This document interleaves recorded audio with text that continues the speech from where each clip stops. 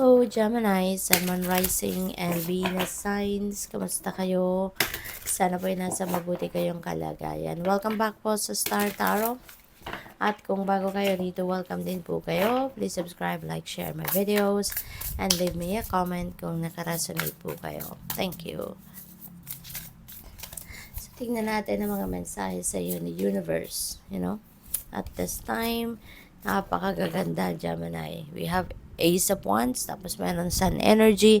So those are new beginnings, no? Those are new beginning energy. So this is such an exciting period in your life, no? Sa Ace of Wands, meron ditong something na talagang you will be excited about, you're going to be passionate about. This could be an offer, no, of new job, new career. Baka meron din ditong travel invitation para sa iyo or opportunity for you to travel somewhere. So, ano to? Exciting ito para sa iyo.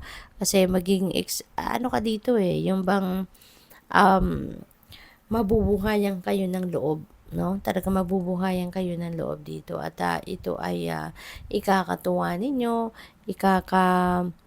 ikakatuwa ninyo at ikakaagaan ito, no, ng buhay ninyo. So talagang this is very exciting period in your life. At ang advice din sa inyo dito ni Knight of Wands, lagi lang kayong makinig, no, sa inyong intuition. Always listen and follow what your intuition is telling you. Kasi yan ay makakatulong sa iyo, no? Na magabayan ka, matulungan ka kung papaano mo ina-navigate, no, yung inyong current circumstances. Alright? Kaya lagi lang kayong makinig, no, sa inyong intuition kasi yung mga intuitive messages and nudges na nandiyan dyan, no, galing yan sa universe. Alright? At saka just go with the flow, no? Just go with the flow. Sundin mo kung saan kayo dadalhin kung saan kayo dadalhin ng agos ng buhay. Okay? Wag na kayong kumontra, wag mong pigilan, 'di ba?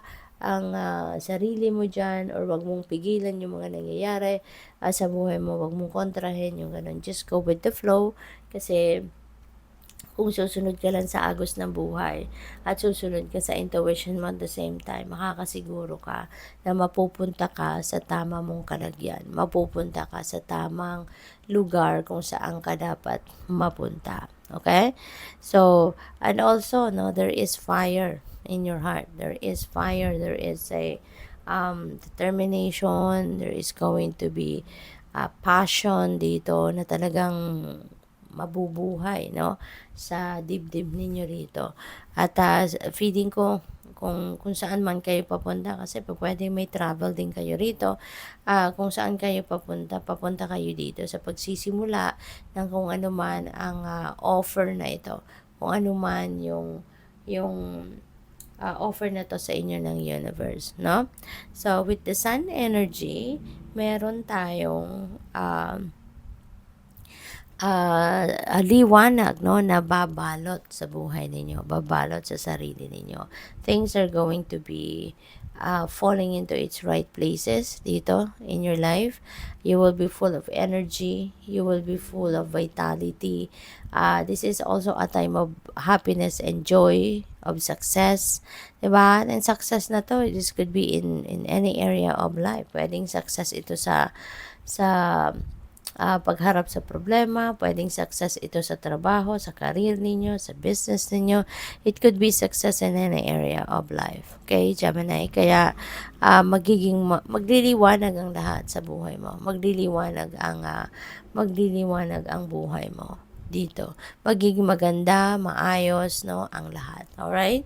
So, good luck sa iyo. At new beginning yan, no? So, magsisimula kayo dito ng bagong chapter sa buhay ninyo din somehow. But yeah, maganda dyan, you will be very energetic, no? Kung meron din kayong mga iniindang sakit-sakit, meron kayong mga iniindang mga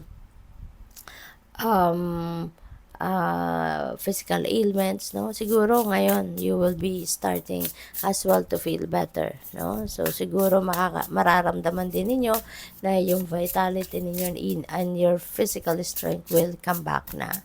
And by the way, Gemini, I would like to say hi and shout out po sa ating beloved channel member na si at Alexander Turalba 3777. Hello po at maraming salamat for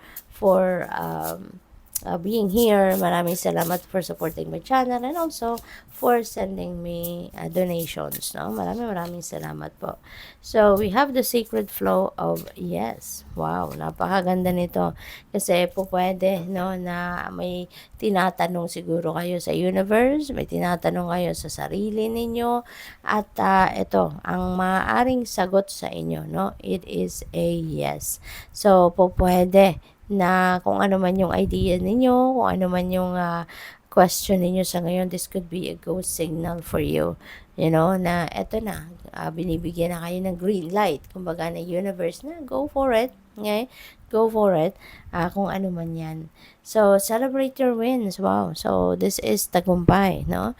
You are really going to succeed, no? Sa kung ano ang pinagkakaabalahan ninyo. Po pwedeng kung meron kayong mga pinaglalaban, meron siguro ngayong mga kinasuhan or meron kayong mga complaints sa kung saan mga opisina, you know, feeling ko makukuha mo yan. You are going to win. 'Di ba? May panalo ka dyan. At saka po pwede rin na panalo ito pagdating sa pera. You know, baka tumataya kayo sa mga game of chance, sa lotto, STL, mga raffle, mga ganun, or kung ano man, no, na game of chance, feeling ko, no, po pwedeng po pwedeng meron kayong winning dyan. So, baka mananalo kayo sa mga ganon, no?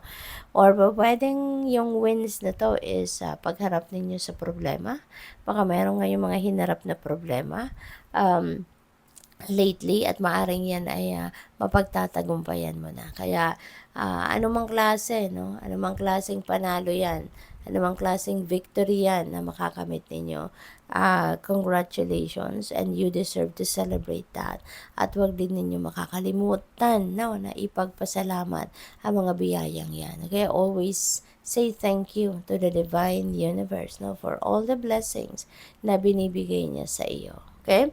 You are magic. Wow. So, napakaganda. Kasi, ngayon, ilalabas mo kung ano yung mga galing mo, yung mga talents, skills, and gifts ninyo. You're going to show that off. No? Gagamitin mo yan para maaaring ito yung magiging kapital mo. 'Di ba? Sa pagharap mo sa mga problema mo, gagamitin mo to para manalo ka sa kung ano man ang mga pinaglalaban mo, 'di ba? Yung mga talents, skills, and gifts ninyo, maaaring yan ang magiging weapon mo sa pagharap sa hamon ng buhay sa ngayon. At yan ay mapagtatagumpayan ninyo. Good luck sa'yo. Thank you for watching. Love and light. Namaste.